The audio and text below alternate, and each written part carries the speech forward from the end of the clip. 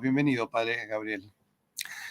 Muchísimas gracias por invitarme, querido Patricio, y es una gran alegría estar contigo y con todos tus seguidores siempre. Padre, sobre el anticristo que se lo nombra en el libro Revelación o Apocalipsis, hay algunas cosas interesantes. Hay 4 cartas del cardenal John Henry Newman y también tenemos el breve relato sobre el anticristo de Vladimir Soloviev, 2 obras que recomiendo mucho, que si no la consiguen en una librería en PDF, por lo menos el libro de Vladimir Soloviev se consigue. Es un relato cortito que uno lo ve, fue escrito hace más de 100 años y parece el diario de hoy. ¿No es cierto? El telediario, sí. Padre, ¿quién es el anticristo y qué sería el catejón que lo puede frenar? Bueno, como tú bien has dicho, la introducción valga la redundancia, la introducción lo has planteado muy bien, lo has introducido muy bien. Catejo es una palabra griega que significa obstáculo, obstáculo. Y porque hay realmente un obstáculo en la manifestación del anticristo. Esto es lo que dice San Pablo en la segunda carta a los tesalonicenses, si no recuerdo mal, en el capítulo 2, donde dice que lo que impide la manifestación del anticristo, la manifestación del imperio de iniquidad, en el sentido de anomía, de desaparición, abolición, mejor dicho, de la ley. Nomos en griego es ley y a es la partícula negativa. Analfabeto, pues eso, el que no sabe el alfabeto, el abecedario. Anomía, anomos, sin ley, sin orden, por lo tanto sin finalidad, desorden, caos, cuando Dios es precisamente todo lo contrario. Dios es creador y por eso es ordenador y por eso es legislador. Y esa es la ley natural, que es la participación de la ley eterna en la criatura racional. Y eso es lo primero que nos encontramos en la Biblia, Patricio. Cuando empiezas a leer el capítulo 1 de Génesis, Dios crea y al crear ordena, y ordenar es separar la luz, las tinieblas, las aguas, las tierras. O sea, Dios empieza a separar, empieza a ordenar, y es un Dios ordenador. Luego, lo que está diciendo San Pablo, y yo a nuestros seguidores les recomiendo, has recomendado tú estas 2 obras magníficas, los 4 sermones sobre el anticristo de John Henry Newman y los 3 diálogos y el relato del anticristo de Vladimir Soloviev. Y bueno, yo añadiría el Apocalipsis del padre Castellani, y si no, porque es muy difícil dar con él en papel, pero creo que también está en PDF. De todas formas, en la Fundación Gratis Date, búsquenlo, Fundación Gratis Date, el padre Alfredo Sáenz, en la Fundación Gratis Date, que lo pueden descargar gratuitamente, tiene un resumen del Apocalipsis del padre Castellani, que es un folletito. Si lo quieren en papel, pueden pedirlo a la Fundación Gratis Date, que los precios son ridículos, porque al fin y al cabo es un formato muy, muy austero, muy sencillo, pero también lo pueden descargar gratuitamente y es un resumen de toda la obra del padre Castellani, hecha, insisto, por el padre Alfredo Sáenz, pues un jesuita santo y sabio. Pues fíjate, Patricio, cuando los jesuitas creían en Dios. Y que parece que esto nunca había ocurrido, ¿no? Hubo un tiempo en que los jesuitas creían en el Dios católico, Padre, Hijo y Espíritu Santo, en la Virgen, los sacramentos, los mandamientos, celebraban misa, bueno, estas cosas, ¿no? En fin. Algunos van a poner en duda si alguna vez creyeron en Dios, pero bueno, vamos a decir que sí, ¿no? Han tenido mártires, ¿no? Y santos. El padre Sáenz, yo creo que es un hombre santo, no me cabe la menor duda. Pero bueno, por eso les decía, la segunda carta a los tesalonicenses. Perdón, ¿está bien escrito? ¿Fundación Gratis Date? Sí. Bien. Especialmente ese capítulo 2. Ahí es donde sale este término, donde aparece este término, el obstáculo, el catejón. Y esto fue siempre una verdad pacíficamente creída y pacíficamente retenida y pacíficamente vivida y pacíficamente transmitida durante muchos siglos en la Iglesia Católica.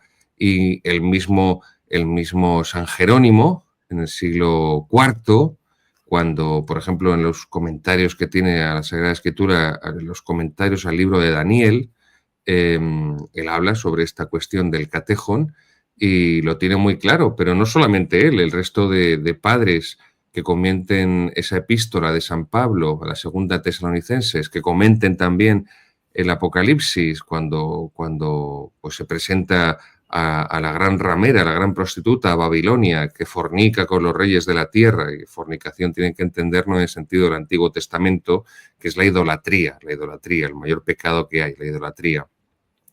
Pues todos, y durante la Edad Media ocurría exactamente lo mismo, todos entienden que el catejón, ese obstáculo que impide la manifestación del anticristo, la implosión, que estalle ese misterio de iniquidad, ese misterio del mal en el mundo, ese catejón que impide la manifestación del ánomos, del hombre sin ley, ánomos del anticristo, es el Imperio Romano.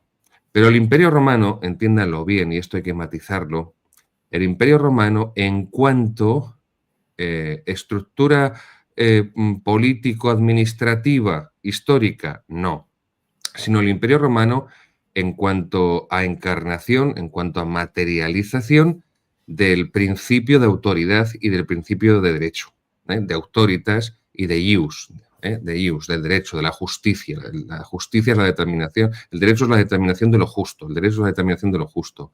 Y eso era el derecho romano, eso era el derecho romano. Por eso la Iglesia, cuando año 380, 381, cuando se convierte oficialmente al imperio, al cristianismo, con el edicto de Tesalónica del emperador, siempre se me olvida, Teodosio, se me olvida el nombre, siempre se me olvida, como con eso me acuerdo de que es español, es hispano, solo sé, de Coca, de Segovia era. Bien, pues con el edicto de Tesalónica de Teodosio, cuando se convierte el imperio, la Iglesia va a asumir, ya venía asumiéndolo, pero va a asumir por completo la organización jurídico-administrativa del imperio, y por eso se va a organizar en diócesis, como está organizado el Imperio Romano a nivel civil, las diócesis.